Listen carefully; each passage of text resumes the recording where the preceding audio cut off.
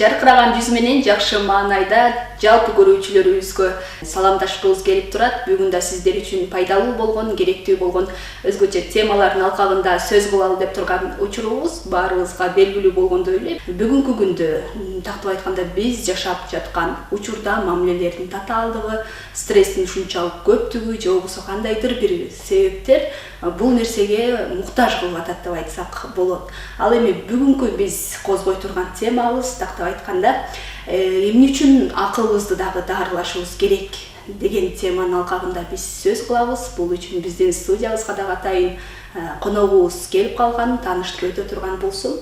Үй бүлөлүк терапевт, психолог бүгүн биздер Нуржан Мамлянова. Саламатсызбы? Саламатсызбы менен көрүп турганыбызга аябай кубанычтабыз.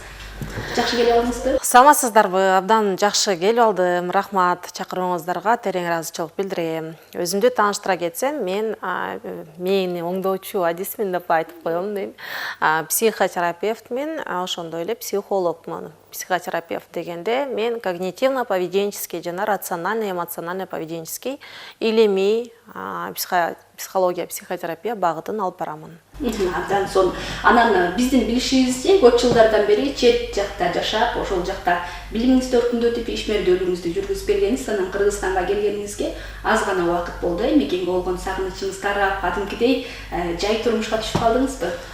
Келгенден баштап эле мен бул жакка келгенде да иштейин деп келгем. Кыргызстанда ушу биринчи жолу уюштурулган Алай районунда Үч Чат деген жайлоодо лагерь, этнолагерь болуп өттүм. Мына ошол жакта 1,5 айдан ашык жетекте иштедим. Ошондой эле балдарга психологиялык сабак берип иштедим.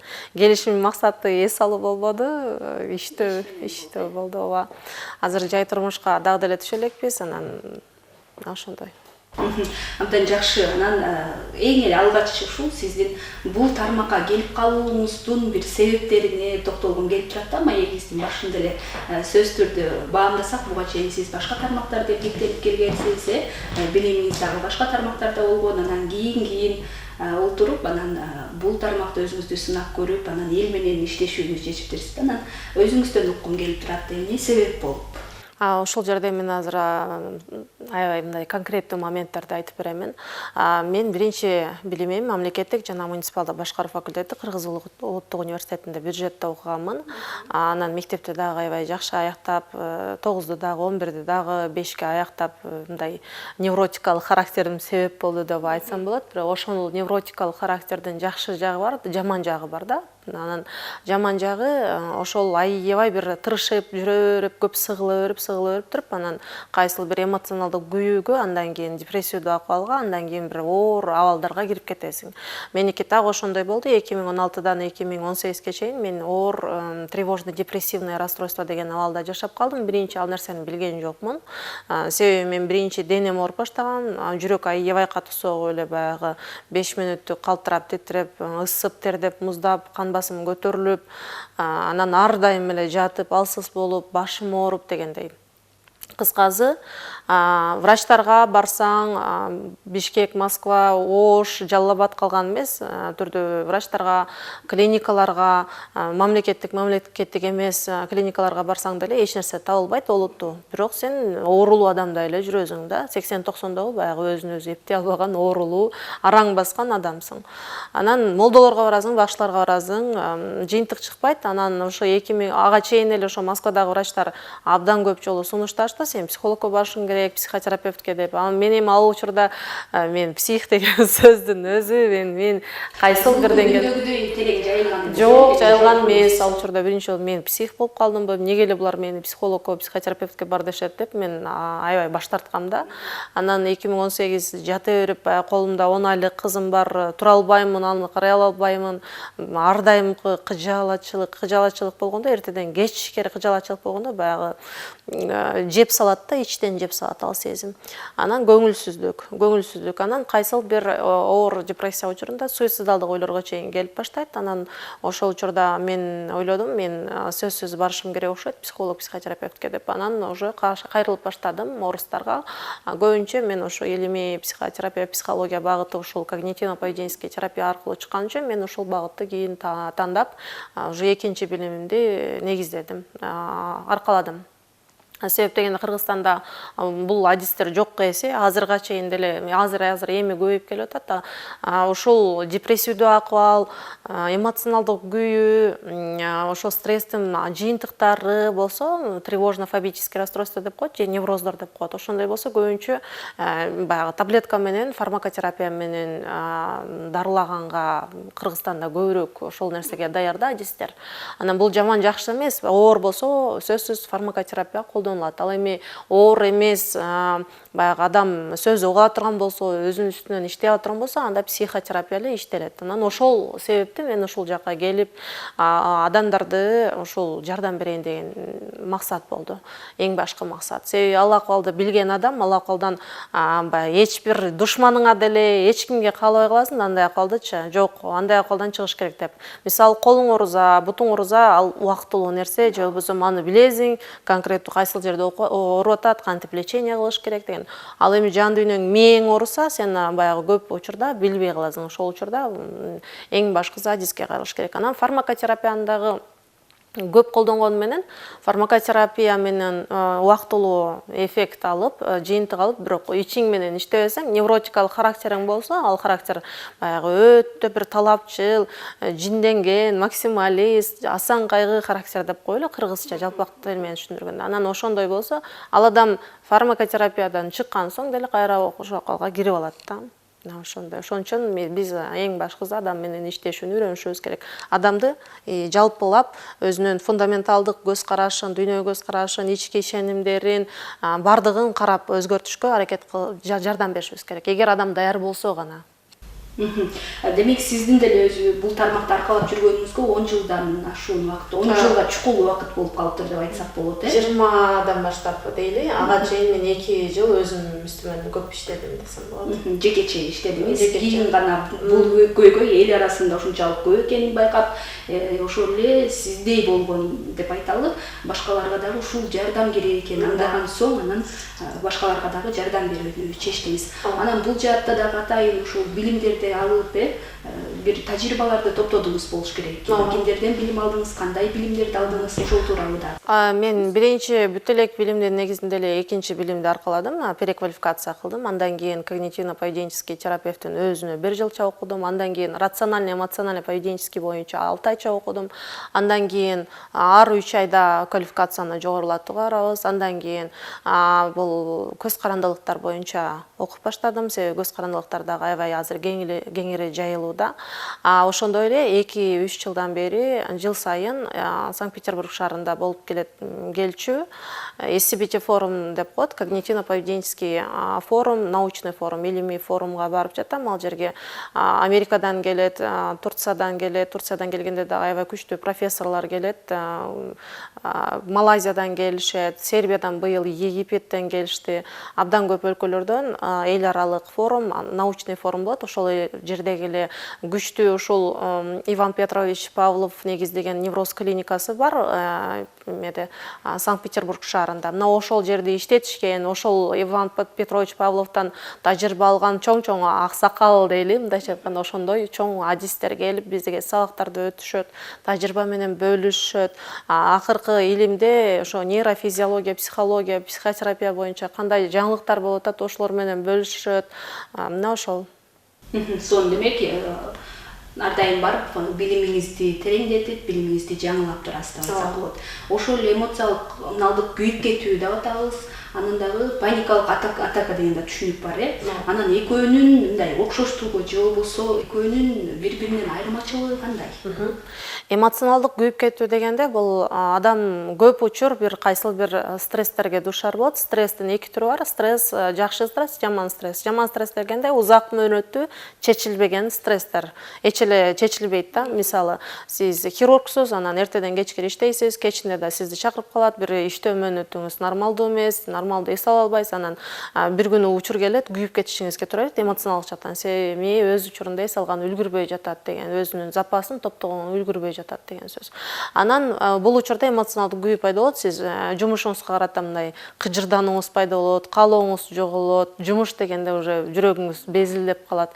Ал эми паникалык атака ошол акыбал кете берсе, бир учур келет, баягы эмоционалдык чыңалуу ушунчалык күчөп туруп жарылган учур болот. Ал мындай отурасыз жөн эле, вроде бы все спокойно, вот можно отдохнуть деген учур болот.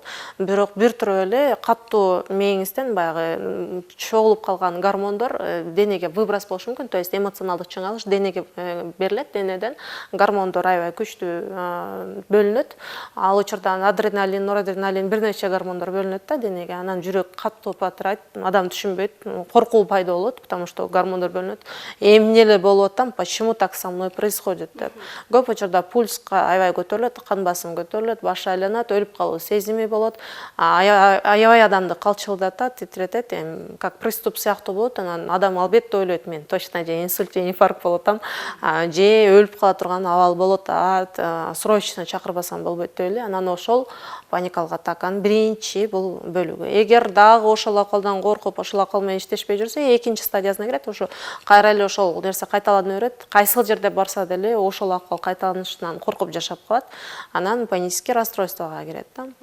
Экөөсүнүн айырмасы, бирөөсүндө ошол эмоционалдык күйүү болуп атат, адам чарчоо болуп атат, бир жаман акылдар болуп атат, возможно, ар дайымкы кыжыгаччылык болуп атат. Экинчисинде ал паникалык атака учурунда постоянно болбойт, бир күнүнө бир жолу, эки жолу болушу мүмкүн, жумасына эки жолу болушу мүмкүн. Катуу бир 5-10, анан жарым саатка чейинки жеткен приступ. Приступ дегенде денеде приступ болбойт, просто бул эмоционалдык приступ деп да койсок болот. Жан дүйнөнүн кызыгуусу ошол денеге чагылдырышы. Ал эми бул нерселерден арылуу үчүн, же болбосо бул нерселерди болтурбоо үчүн адам эмнелерге даяр болуш керек, же болбосо кандай кадамдарды ташташ? Биринчи сөзсүз адис издеш керек, квалификация алуу, ошол тарапта билими бар. Жөн эле психологдор жанагы ата текти казып, же жаш бала чакты казыштын кереги жок. Когда уже сен баткакка батканыңда, мындайчы сазда турганыңда, сазга кантип түштүң, анан кийин ким күнөөлүү дегенди издештин кереги жок да. Көпүнчө баягы эгер башка адистерге туура эмес барып калса, ошол ошибканы кылып көбүрөөк убакыт, анан каражаты кетип калышы ыктымал. Биз точечно ошол биринчи саздан чыгарышыбыз керек, анан кийин издесек болот да ким күнөөлүүнү. Чындайча айтканда, бул адистер ошо когнитив жардамды берүү керек. Биринчи жардам берип, паникалык атаканы колго алдырышты үйрөтүш керек, кийин ошого жеткизбешти үйрөтүш керек. Ар бир учурда кайсыл техникаларды жасашты, упражненияларды жасашты үйрөтүш керек, уйкусун нормага салыш керек да. Бүт стресстерден мындай оолак кылганга үйрөтүш керек адамды. Ал көбүнчө паникалык расстройстводон ооларга түшкөндө сырткы стресстер уже жок болот, ичинен эле ал постоянно стресс болот. Биз ошону полный бирдей баланска, нейтралдуу абалга алып келип алган соң, анан кийин кантип түшүп калдың деген маселе менен кийин иштесек болот. Ал учур где-то бир 2-3 айдан кийин убакытты мындай талап кылат да, 2-3 ай талап кылат өзүнүн үстүнөн иштөөнү. Анан кийин кантип түшүп калдың деген маселенин үстүнөн иштесек болот. Демек, кайрадан ошол бир калыпка түшүү үчүн ошол нерселерден арылууга 2 айдай убакыт сарпталат деп айтсак болчу да, э? 2 айдан кээ бир учурда 7 ай 8 айга чейин. Мисалы, менин учурумда 7-8 айга чейин сарпталган, себеби менин абалым оор болчу өтө эле. Ортодон бир аз оорураак менен келсе 2-3 ай сарпталат ооба. Бүгүнкү күндө сиз ошол эл менен иштешип келесиз да, бирдикте ар кандай элдин көйгөйлөрүн угуп келесиз дегендей, анан баам салып, анализ жүргүзүп карай турган болсоңуз, эл арасында кандай көйгөйлөр мындай абдан кеңири тараган, кайсыл көйгөйлөр мындай биринчи орунга чыккан деп айтат деймиз да? Акыркы ошол этнолагерде иштедим деп атпаймынбы? Балдарда телефонго болгон көз карандылык абдан көп, балдарда, кыздарда деги, чоң адамдарда деле көз карандылык көп. Анан ушул нерсе эмоционалдык күйүүгө однозначно алып келет да акырынданчы. Эмнеге дегенде, ар дайым мээси иштеп атпайбы, күн түн мындай тыныгуу болгон жок. Мисалы, биз мурдагы доордо жашагандай. Биз телефон жок учурунда, мисалы, мынчалык өнүгө электе. Бизде телевизор бар болчу, албетте, цветной телевизор бар болчу. Анан биз бирок, мисалы, мен талаага чыкчубуз дегенде, талаага чыкканыбызда үйдө болгон события, даже стресс болсо деле, аны переварить этип, мээбиз кайра тынчтанып, өзүнө ресурсту жыйнаганга үлгүрчү. Себеби талак-арабыз тынчтык, эч кимден эч нерседен укпайбыз, картошка чабабыз же тазалайбыз, бир нерсе кылабыз. Мээ жайгашканга, тынчтанганга үлгүрүп атат. Дене ал жерде иштеп атат, бирок мээ үлгүрүп атат. Анан кайра үйгө келебиз, көп нерсени уже унутуп коебуз. Кайра отношенияларды кылуу жеңил болот. Болду да, ошентип кетебиз. Анан тиги айылда бир жаман события болуптур, окуя болуптур дегенде деле, мисалы, телефон жок учурда мындай кечирээк угасың, информационный бир жаман острый информациялар мээң анчалык деле беспокоить этпейт да. Ал эми азыркы учурда кандай болуп атат? Сен кайсыл көчө эмес, дүйнөнүн кайсыл болгон бурчунда эмне болуп аткан полный билип турасың. Анан телефонду кармашып эле жалаң мээ деген острый бир эмелерге тарта берет да. Эмоционалдык информацияларга тарта берет.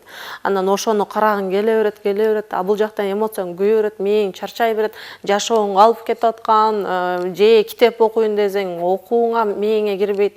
Мындай бир кыйналып эле каласың да, анан чайналып эле. Анан адам бир нерсени баштайт, анан акыбалы жетпейт. Көп учурда мага акыркы учурда эң көп кайрылган маселе ушул болуп атат.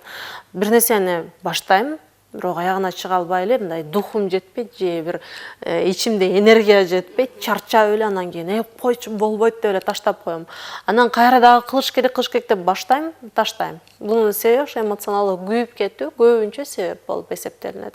Себеби адамдын мээ деген ошо баягы азыркы учурда акыркы изилдөөлөрдө 18,5 миллиард клетка иштейт адамдын мээсинде орто эсеп менен. Анан ошо клеткалардын көбү чарчап калса, баягы мурдагыдай иштей албай калса, албетте бир жумушту кылганда кыйналасың. Себеби аны ойлонуп чыкканга мээдеги нейрондор баягы информациялардын баарын обслуживать этет да. Обслуживать этет. То есть сиз азыр мага информация айтып атасыз, мен ошону киргизип жазышым керек. Эгер мен жазганга клеткаларым иштебей жатса, анда пожалуйста да, эч нерсе кыла албайм. Эми сиз менен сүйлөшүп баштайм, кайра эле токтотом, потому что мне мозг не работает деген сөз. Ал жаман мааниде эмес, анан мени тупой деп түшүнө албагыла. Жаңы сиз айтып өткөндөй эле ошол бир гана жаш кичинекей балдар эмес, баарыбыз улуумун деле, чоңдор деле, биз деле баарыбыз ушул телефонго, мындагы ичиндеги соц тармактарга ушунчалык байланып калганыбыз баарыбызга эле маалым. Анан сиз айтып атпайсызбы, ошол көптөгөн көйгөйлөргө алып келип атат, ошол эле тынымсыз маалымат алуу биздин мээбизге дагы терс таасир этип атат деп. Анан мисалы бул нерселерден арылып, мындай бир калыпка түшүү үчүн же болбосо ошол көз каранды болбоо үчүн, мындайча айтканда, атайын бир өзүбүзгө график түзүп алып, ошол убактарда гана телефон кармашыбыз керекпи? Ал эми ал нерсеге чындыгында көбүбүздүн эркибиз жетпей калган учурлар болот. Мындай учурда кандай жолдорду колдонушубуз керек? Айрым катары өзүбүздүн. Да, бул жерде биз өзгөчө көз карандылар менен иштегенде биринчи максатты коюу. Сен кандай жашоону каалайсың? Кандай жашоо сага керектеги керекпи же ушумуйча калгың керек? Эгер ушумуйча калгым келет десе, анда тийбейбиз. Себеби адам өзү аракет кылыш керек. Ооба, менин максатым бар, мен өзгөрткүм келет, ошол жашоомдо бир нерсени. Жок, мен бир нерсеге жетишким келет. Мен окуп ушуну, мисалы, мед колледжде окуса, ушуну тапшырып, ийгиликтүү тапшырып аяктап алгым келет, келечекте жакшы адис болгум келет, керектүү десе, анда ал адамдын уже биринчи баскычка кадам болуп атат да. Максат бул биринчи кадам. Андан кийин канчалык сен даярсың ошол нерсеге деген суроо. Даярсыңбы деги мындай көп нерселерден баш тартышка же кыска мөөнөттүү дофаминден баш тартышка. Мындайча айтканда, телефон кыска ошол эле соц тармактар, телефондон пыздырып берип, кыска мөөнөттүү дофаминдерди берет. Ал эми сен узак мөөнөттүү дофамин алгың келсе, сен чынында жашоодо бир ордуңду таап, бир өзүңдү реализация кылгың келсе, анда кыска мөөнөттүү дофаминдерден баш тартасың. Албетте сага кыйын болот деген маселени жеткизүү. Анан ошол менен поведенческий иштеп баштоо. То есть адам аябай телефонго жакындайын дегенде кандайдыр бир упражнение берилет да, өзүн токтотуучу, өзүн тынчтандыруучу. Анан мен ошол сентябрдан баштап, ушул жерде айта кетейин, 1-сентябрдан баштап 30 күн бою күндө 1,5 сааттык мени эс алдыруу, мени детокс кылуу үчүн атайын техникаларды күндө практика жүзүндө кылабыз онлайн форматта. Атта mindfulness деп аталат. Mindfulness мени эс алдыруучу техникалар десек болот. Бул техникалар биринчи ойлонуп табылганда Джон Кабадзин, америкалык бир окумуштуу, баягы реалдуу оорусу бар адамдарга тапкан. Реалдуу оорусу бар адамдар денесинен ооруган жеринен фокусту алышты билбеген. Анан фокусту башка жакка алыш үчүн ошолор үчүн колдонгон, чтобы больго болгон мындай ой, көңүл кетирбеш үчүн ооруккачы. Анан ошондой эле оорук болгон чыдамдуулуктун жогорулашы үчүн. Себеби мээни башка жакка алып эс алдырсаң, уже оорук болгон чыдамдуулук, көңүлдү башка жакка. Оорук болгон чыдамдуулук өсөт. Канчалык мээң семизирээк болсо, мындайча айтканда, оорук болгон чыдамдуулук өсөт да. Анан ошондуктан ошол жакта колдонулуп баштады. Андан кийин уже стресстерге колдонулуп баштады. Себеби стресстин деңгээлин аябай азайтат экен. Мээдеги чыңалуу, депрессию да акыбалды азайтат. Баягы көз карандылык болсо, көз карандылыктын алдынан уже осознавать этип, эми жетейин дегенде өзүңдү токтотууга жардам берет деген аябай көп чоң плюстары бар экендиги тастыкталган. Ошондой эле хронический гипертония, реалдуу гипертония оорусу менен ооруса, баягы кан басым. Ал учурда дагы ушул техникаларды жасап атып, таблеткалардын алдаганча дозасын азайтса болот экен тастыкталган. Ошондуктан мына ушул техникаларды когнитивно-поведенческий терапиянын 3-чү толкунунда келе турган бул багыт болуп эсептелет, mindfulness терапиялары. Биз ошолорду кеңири колдонуп, 1 ай бою ушул нерсени менен үстүнөн иштейбиз. Катышуучулар онлайн форматта болот. Мына ошол жакка катышса сөзсүз болот. Себеби баасы да канча кымбат болбойт. Адамдын азыр денесинен дагы, убактысынан дагы биринчи мээсинин акыбалы болуп калды. Себеби убактың болсо, эгер бирок сенде ресурс жок болсо, сенде мээңдин возможности жок болсо, ой жүгүртүүң начар болуп атса, жанагы нейрон клеткаларың иштебей жатса, анда сенин убактың бесполезно. Жөн эле жатасың, потолокто карап жатасың, кайра эле телефон киресиң, мындай продуктивдүү өткөн жок дегендей да. Анан бардык эле адамдар ошо прокрастинация менен алек болуп атат. То есть бир жумушту баштайын дейт, ана кылам, мына кылам деп отурат. Эртеңкиге жылдырып Анан караса уже чарчап калган болот, потому что бул жак эмоциясын алып койду, энергиясын алып койду, бензинин түгөтүп койду, мындайча айтканда. Анан экинчиге калбай калат. Бул учурда биз биринчи мощный бир мотивация, максатты коюп, анан экинчи ошону ар дайым контроль кыла турган поведенческий бир контролдорду түзүшүбүз керек. Анан албетте күндө терапевт дегенде ошо психолог, психотерапевт менен байланышы болуп турса, онлайн форматта деле болот. Разница жок, кайсыл дүйнөнүн кайсыл булуң бурчунда болосуң, айырмасы жок. Анан уже контроль бар, муну кылышым керек. Күндө задание берилет, сага четкий бир багыт көрсөтүлөт, жол көрсөтүлөт. Анан ошол боюнча акырын ошол акылдардан чыгып, жашооңду реализация кылууга эң сонун жол болот. Абдан жакшы. Анан ушул сентябрда айтып өткөнсүз, ошол мээни тазалоо боюнча техникалар берилет деп атпайсызбы? Мисалы, кимдер катыша алат? Бул нерсе кимдер үчүн да абдан пайдалуу болот деп айтсак болот. Же болбосо каалоочулардын баары эле катышып, өзүнүн мээсине болгон жакшы бир билимдерди алып, жакшы бир эрежелерди сактап, ошол жакшы бир техникаларды колдонуп, бир калыпка келе алабы? Андан сырткары дагы сиздин буга чейин дагы курстарыңыз, же болбосо ошол марафондор деп келтабыз бүгүнкү күндө. Ошол сыяктуу эл менен тыгыз иштеген бир каражаттарыңыз тууралуу дагы айтып өтсөңүз. Бул 1 айлык терапияга, практикага бардык адам катышса болот. Мен 14 жаштан жогору алам, 14 жаштан жогорунун бардыгы катышса болот. Себеп дегенде бардык адамдарда эле ошол көз карандылык болуп атат, эмоционалдык күйүүнүн кайсыл бир деңгээлдери көпчүлүктө болуп жатат. Үй бүлөдөгү кожойке болсо дагы катыша алат. Ал телефон кармабаса деле, ал балдардан чарчап, мисалы, эмоционалдык күйүүгө кайсы адистер көбүнчө түшөт да. Бул мугалимдер, тарбиячылар, врачтар, укук коргоочулар, эл менен иштеген соцпедагогдор деги бардык адамдар менен иштеген, эл менен иштегенге туура келген, түздөн түз туура келген адистерге, ошондой эле жаш балалуу энелерге, көп балалуу энелерге.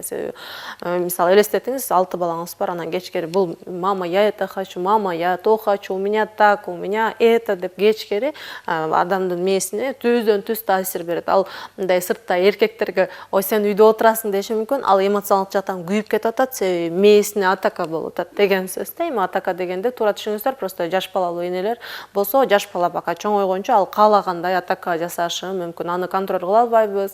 Менде 3 балам бар, и прекрасно понимаю, да, материнское выгорание деген нерсе бар, ошо эмоционалдык күйүүнүн дагы бир түрү болот. Ошондуктан бардык эле катышса болот. Ким мен чарчап жүрөм, көңүлүм эч нерсеге жей албай жатам, эс тутумум начарлап кетти, бир жумушту баштайм, таштайм, кызыгуум жок, жумуштар ушунчалык көп, бирок фокус жок. Уйку болсо начар дегендин бардыгы катышса болот. Ошондой маселе менен жаш мектеп курагындагылар да кыйналат. Жана эле айттым, телефон ар биринде бар, түнү менен көрөт, анан күндүз чарчайт же жумуш кылбайт, жана башка. анан албетте баардыгы катыша алат. Экинчи сурооңузга жооп берсем, марафон курс мен өтпөйм, көбүнчө практикалык терапия деп коелу, практика, группалык терапия.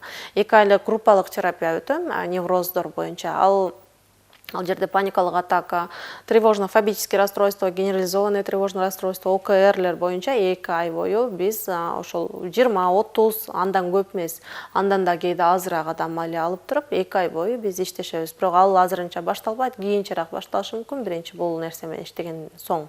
Анан ал жерде ошол кайсыл адамдар катышса болот? Невроздо жашаган адамдар, тревожно-фобические расстройстволордо жашаган адамдар катышса болот. Алар врачтарга барат, адистерге барат, айтылат да, диагностика алынат. Эгер сиздер өзүңүздөрдөн паникалык атаканы байкатсаңыздар же депрессиянын кайсыл бир түрүн байкатсаңыздар же байкасаңыздар деле жаман сезип атсаңыздар, сөзсүз диагностика келсеңиздер болот. Консультативдүү диагностика 1 саат уланат. Ошол жерде биз адамдын кайсыл бир деңгээлин аныктайбыз.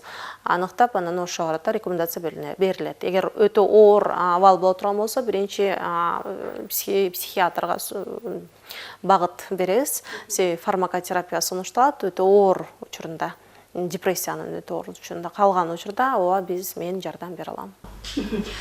Бул нерселерди байкаган учурда деп айтып атпайсызбы? Айрымдарыбыз бул нерселерди байкаганда дагы мындай мен өз алдымча эле аракет кылып, мындай ошол стресстен чыгып алам же болбосо өзүм менен өзүм иштеп кайра бир калыпка келе алам деп дагы ойлошубуз мүмкүн да. Бул нерсе мүмкүнбү негизи? Ошол эле адистерге барбай, мисалы сиздерге барбай эле биз сиздердин кандайдыр бир видео тасмаларыңызды же болбосо кандайдыр китептерди окуп, маалыматтарды алуу менен биз кайрадан өзүбүздүн калыбыбызга келе алабызбы же болбосо жекече өз алдынча иштешүү бул нерсеге мүмкүн эмеспи? Жок, өзүң менен өзүң эгер кыжалачылык болуп атса, ар дайым мисалы элестетели, биринчи тепкичте деле кыжалачылык ар дайым болуп калышы ыктымал. Анан кантип иштешесиң? То есть мен кыжалачылык ойлорун буга чейин көнүп калгансың ойлоп, анан алаксышка аракет кыласың, единственный, бирок алаксыш көп учур жардам бербейт, көп убакытта. Кыска мөөнөттүү жардам берет, кайра эле ошол калып, акыбалың аркага кете берет. Анан мен ошончо жыл баягы өзүмө жардам беришке аракет кылбадымбы, 2 жыл. Көп учурда абалдын начарлашына алып келет да. Жөн убакыт коротот, анан ар жериң ооруй берет, жашоонун сапаты ушунчалык начарлайт. Сен кыжалачылык болуп атса, уйкуң начар болуп атса, көңүлүң эч нерсеге келбей жатса, сенде кайсыл жашоо, кайсыл бакыт? Элементардуу туруп, бетиң жогуң келбейт, тишиң жогуң келбей, сен жөн эле жатасың. Кайсыл жашоо? Ал учурда сила воля менен эле чыгып кетиш өтө чанда, 1000ден 1 десек болот. Калган учурда өзүңдү алдап эле дагы күн сүрүшүңө туура келет, бирок баягы энергия кеткен энергия кетти. Сапаттуу кылганда, жумуш кылганда кайра нерв клеткалар өз калыбына келет. Эгер оор депрессия эле болбосо, нерв клеткалар мурда восстанавливать этилбейт деп ошончу, акыркы изилдөөлөрдө жок, алар калыбына келет. Болгону биз ошолорго туура бир упражнение, техника кам көрө алсак, сапаттуу эс алуу бере алсак, сапаттуу уйку бере алсак, сапаттуу уйку бериш дагы ал дагы азыр навык болуп калды, потому что сапаттуу уйку эмне экенин деле көпчүлүк билбейт. Анан да жана көрсөтүүбүздүн башында айтып өтпөдүңүзбү, бүгүнкү күндөгү эң негизги көйгөйлөр бул бир нерсеге көз каранды болуп калуу. Ошол эле мырзалардын арасында тамеки чегүүгө дейбизби же болбосо ар кандай спирт ичимдиктерине көз каранды болгон учурлар көп кездешет. Бул нерседен арыла албай келет деп калдык. Андан сырткары ошол эле айымдардын арасында тамак ашка, туура тамактанам деп баштайбыз дагы, же болбосо ошол таттууларга болгон көз каранды болуу деген бар. Анан бул көз каранды болгон нерсебизден кантип арылат экенбиз? Көп учурда жана эле айтып кеткендей, адиске кайрылыш керек болот. Анан мисалы алкоголизм болгондо мурда кантип эме кылчу, врачтарга барып бир нерсе сайдырып да, кодировка кылдырып дегендей. Анан ал деле көп убакыт жардам бербейт, себеби аны чечтирип убакыт өткөндөн кийин эле ичип алат, же даже ошонусу турса деле ичип алган адамдар бар. Бул жерде адамдын өзү менен иштеп чыгыш керек болот, адамдын ички мотивациясын, максатын, канчалык даяр экенин жана эле суроолор. Биринчи биринчи фундамент адам канчалык жашоого даяр ошону алып кетишке. Деги керекпи бул жашоо же ошол акыбалда калгысы келеби? Кел элестетип көрөбүз, 5 жылдан кийин сен ушул акыбалда калсаң эмне болот? Кел элестетип көрөбүз, эгер ушул акыбалдан чыксаң, биринчи кадамдар жасасаң, 5 жылдан кийин кандай акыбал болот? Биз адамга мына жерне фундаменталдуу ойлорду, анан багыттарды түзүп бергени ошол как раз психотерапия ушул да. Анан адам көп учурда мындай караганда ким даяр болуп келсе, жок мен жададым, чарчадым, мындан чыгам деп келсе, ал адам чыгып кетет да. Болгондо да узак мөөнөттүү чыгып кетет, ошону аягына чейин алып кете алат. Анан ким баягы ошо ички фундаменти түз орношпогон, же ичинде дагы бир стресс боло берсе, ал адам кайра кире берет.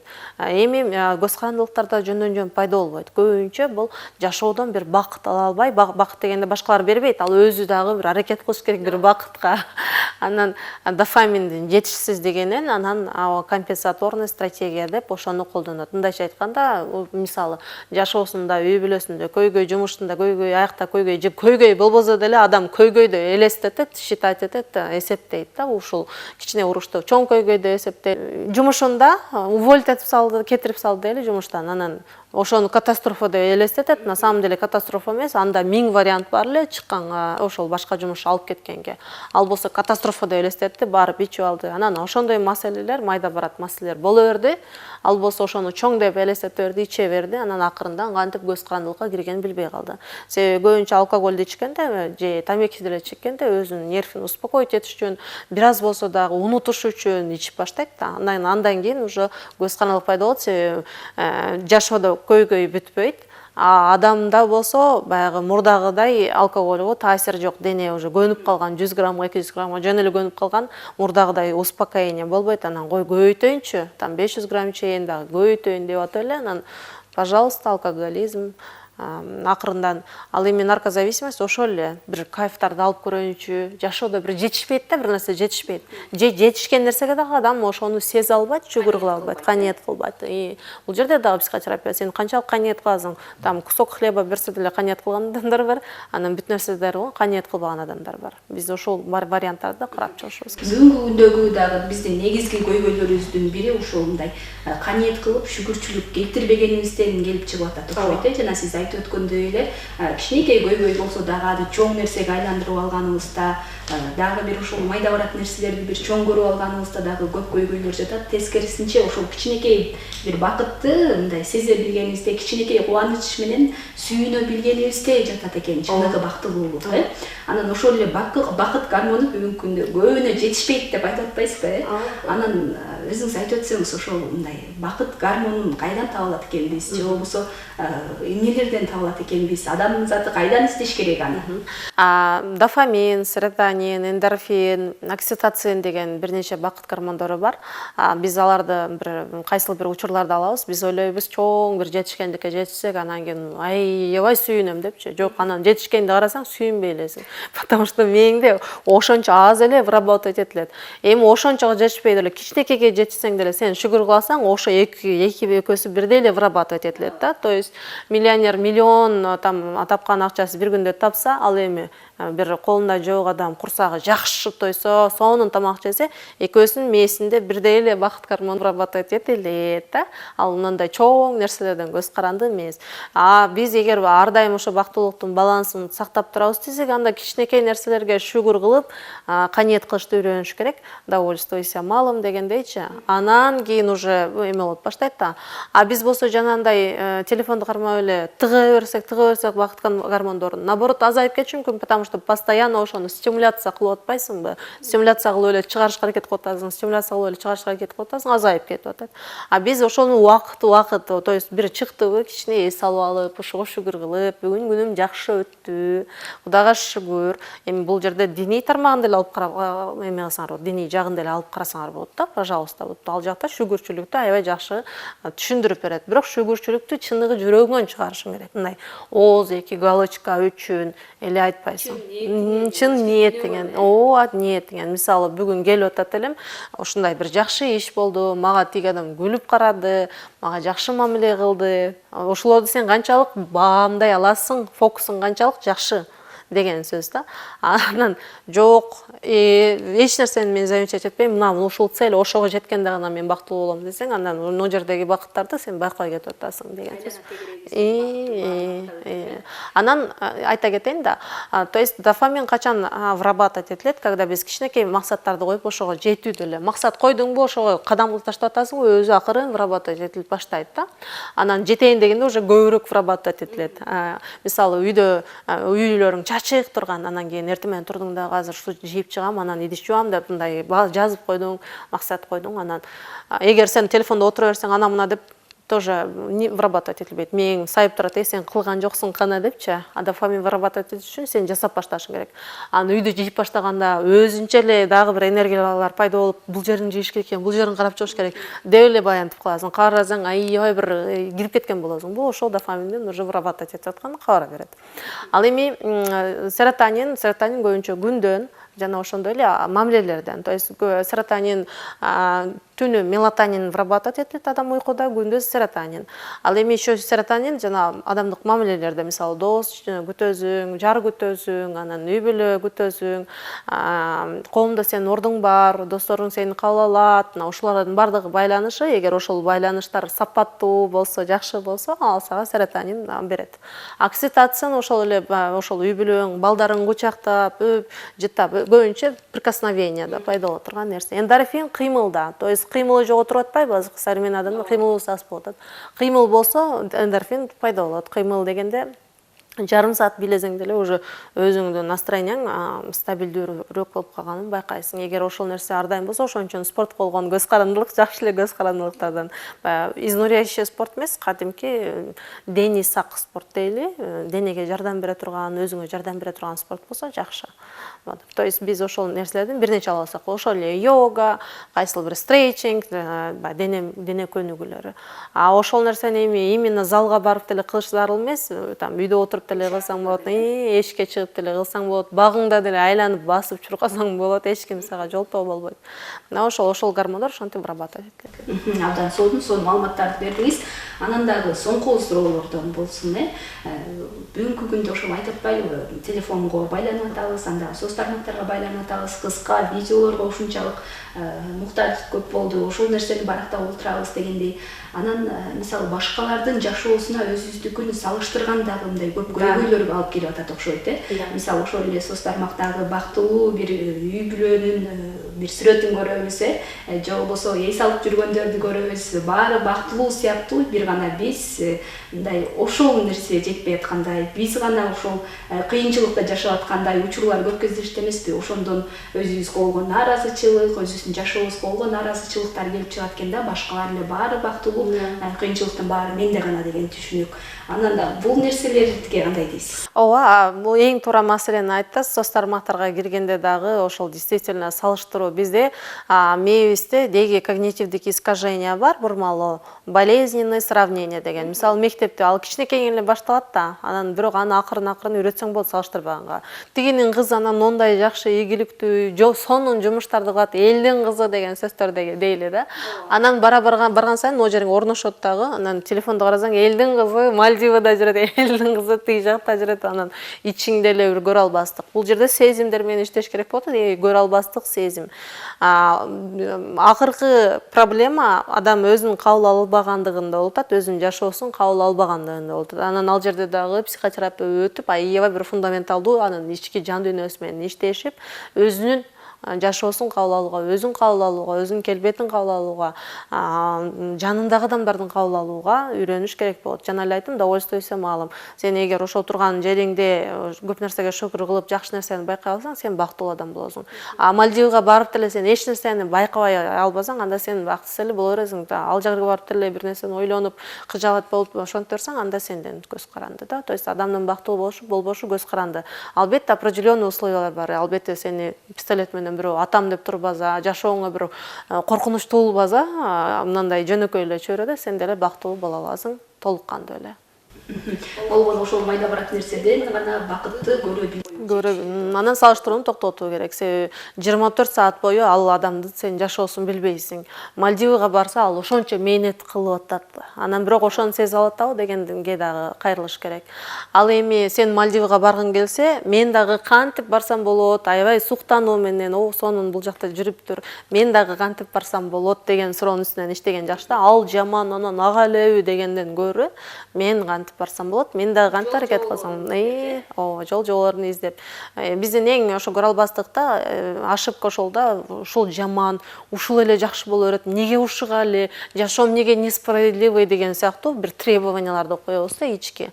А биз наоборот фокусту бурабыз.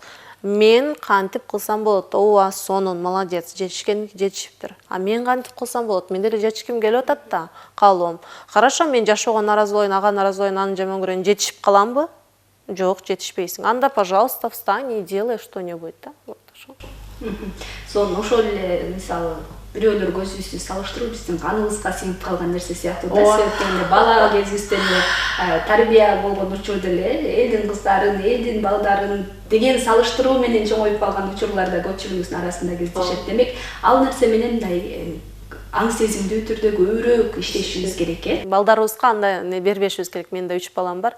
Бири-бирин салыштырыштын кереги жок, анан башкага салыштырыштын кереги жок. Себеби адам индивидуалдуу да, изначально индивидуалдуу болуп атат. Көзү, кашы, денеси, анын мээсинин ойлонушу, ой жүгүртүүсү. Анан биз алып туруп, анан буга салыштырып, бул экөөбүзүн бирдей кылып коебуз, ушул шаблонго салып коебуз дегендин өзү туура эмес болуп калып атат да. Ошондуктан бул жерде психотерапия роль ойнойт. Себеби когнитивдик искажение, баягы айтып атпаймынбы, бир адамды экинчи адамга бардыгын окшош кылышыбыз керек, бардыгын идеальный кылышыбыз керек. Булардын бардыгы когнитивдик искажение деп аталат, то есть бурмалоо. А бурмалоолордун бардыгын реальностька алып карап көрсөк, вообще мындай реалдуулукка көздү ачып карап көрсөк, бардыгы башкача да. А биз болсо ошону кандай болсо ошондой кабыл алышка үйрөнүшүбүз керек акырында.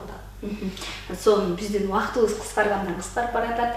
Анан дагы ушул кайсыл көйгөйлөр басымдуулук кылат, дагы биз кайсыл темаларды козгобой өттүк, кайсыл темаларга токтолбой өттүк, ошолорго кыскача бир токтолуп өтсөңүз. Зависимость от азартных игр. Же геймплей деп коет, же лудомания деп коет. Кыргызчасы кумар оюндарына болгон көз карандылык. Эми Кыргызстанда ошол нерсе мындай официалдуу түрдө закон мүмкүнчүлүк берип койду, мындайча айтканда. Анан ошол нерсени эми адам өзү дальше чечиш керек болот. Мен баары ойнойм, бул не только бир подпольный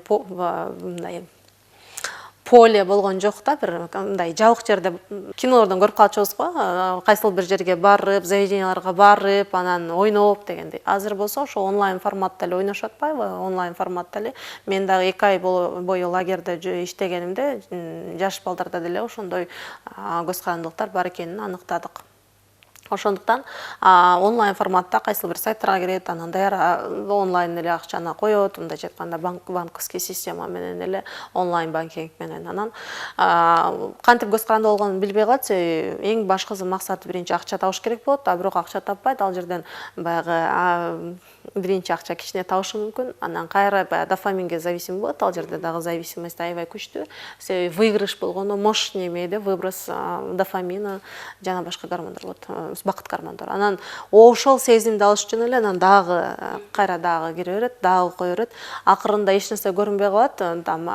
Жашоого деле акча иштетпейт. Ал жактан тапса деле кайра эле ошо гормонду алыш керек, ошо сезимди алыш керек. Мощный бир эйфорияны алыш керек. Анан кайра кое берет да.